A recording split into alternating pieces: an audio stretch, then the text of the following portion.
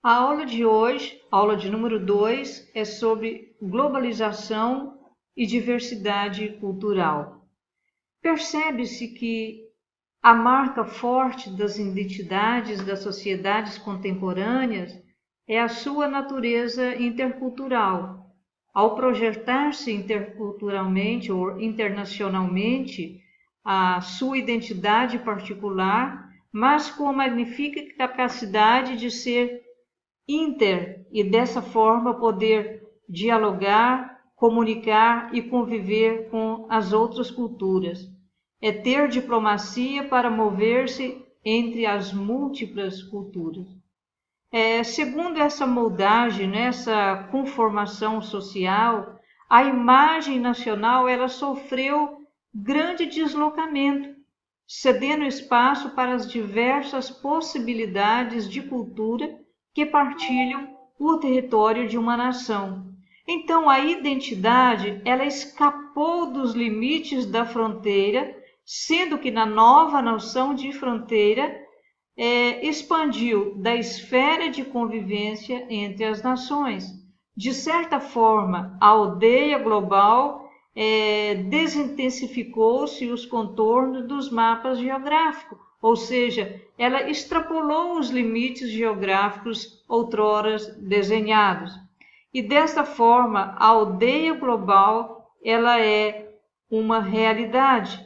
E essa sociedade, essas novas formas de convivências internacionais, de convivências transnacionais, têm sofrido os seus deslocamentos, as suas alterações.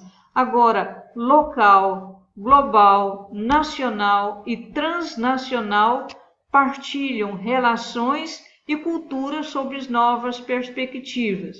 Assim, a política internacional e o multiculturalismo é a linguagem da sociedade global. Não se pensa tão somente no local, no nacional, mas no transnacional, no que vai além da cultura, o que vai além da nossa nacionalidade. Vivemos num mundo que tem a face do local e também a face do global. É necessário de que as nações, de que os povos aprendam a remar simultaneamente esses dois remos, o do local e o do global. Ser global sem perder a sua natureza local e ser local sem perder a visão do global. O sistema internacional tem sido reconfigurado por forças extremas de ordem econômica, políticas e culturais. Podemos compreender também que nessa construção, nesse diálogo da multiculturalidade ou da diversidade cultural, que esse diálogo é importantíssimo para, principalmente se tratando da nossa abordagem desse fórum de julho, que é sobre a interculturalidade e diversidade cultural no continente europeu. E cidades interculturais têm sido formadas com o objetivo de analisar o impacto do relacionamento e das diferentes culturas nessas cidades interculturais. Gostaria de ler com vocês também 2 capítulos muito importantes que são da Unesco de 2001, que trata justamente da diversidade cultural e dos direitos humanos. Ele está postado aqui no nosso livro de Antropologia das Relações Internacionais, que estaremos estudando no mês de julho.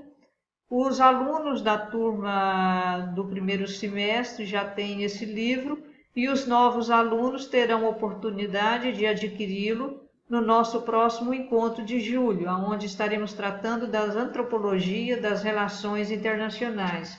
E o que diz o capítulo, parágrafo 4, artigo 4 da Unesco de 2001 sobre a diversidade cultural e dos direitos humanos. A defesa da diversidade cultural é um imperativo ético, inseparável do respeito à dignidade da pessoa humana. Ela pressupõe o compromisso de respeitar os direitos humanos e as liberdades fundamentais, em particular dos direitos das minorias e dos povos autóctones. Ninguém pode invocar a diversidade cultural para violar os direitos humanos garantidos pelo direito internacional, nem limitar o seu alcance. Já o artigo de número 5º, que trata sobre os direitos culturais, marca o propício da diversidade cultural.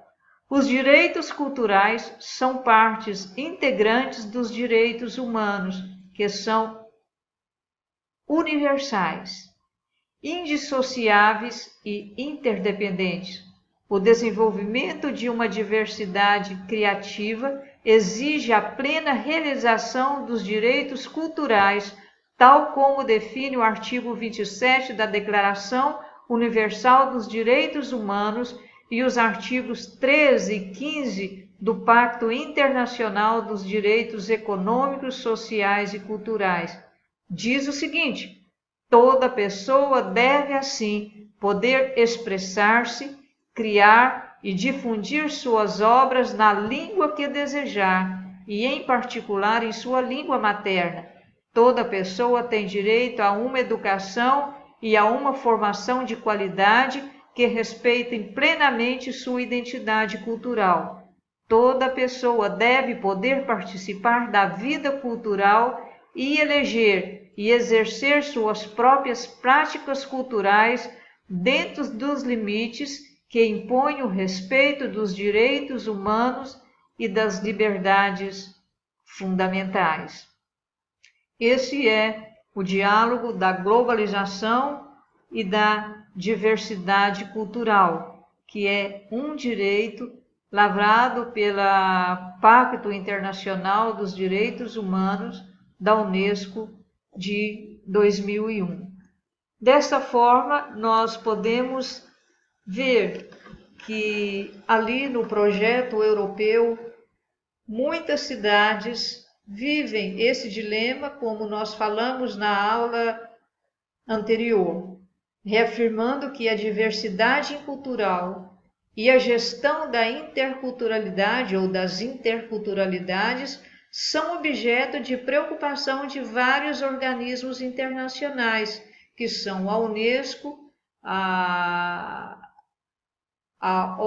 OCDE e o Conselho da Europa e a Comissão Europeia e nacionais que tratam do assunto. Essas iniciativas desses órgãos internacionais, eles têm em vista a promoção do diálogo intercultural e constitui, assim, investimentos, diálogos e várias comissões para estudar esse problema na Europa. Em 1977, o Ano Europeu contra o Racismo e a Xenofobia.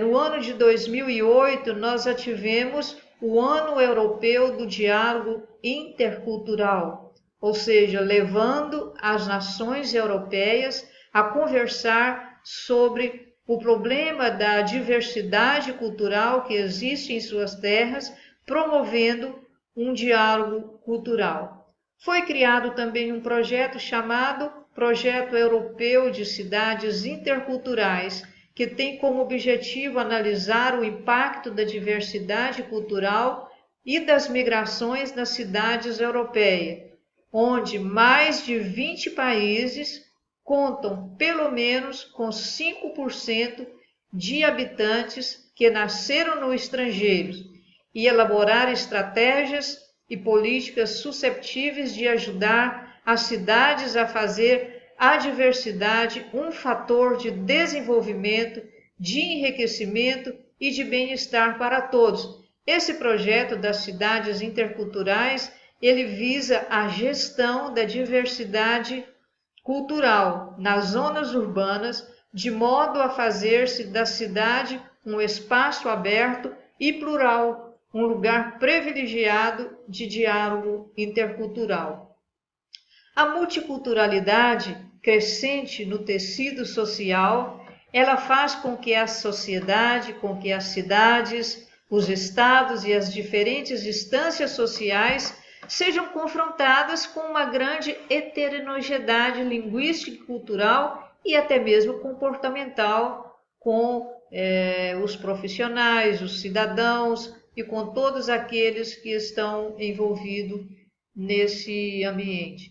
E alguns comportamentos têm sido levados em conta, que são 3 pelo menos.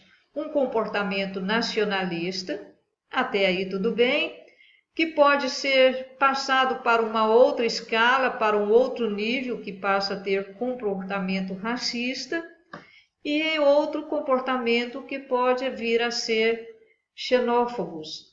Então, a constatação dessas práticas tem levado estratégias e políticas adequadas dos países do continente europeu para fazer face a essas novas realidades políticas, sociais, culturais e educacionais, comunicando também como que o desenvolvimento de competências para gerir essa complexidade de relações entre pessoas e grupos de culturas diferentes, que exige cooperação transnacional para superar esses conflitos que são oriundos da diversidade cultural e da multiculturalidade.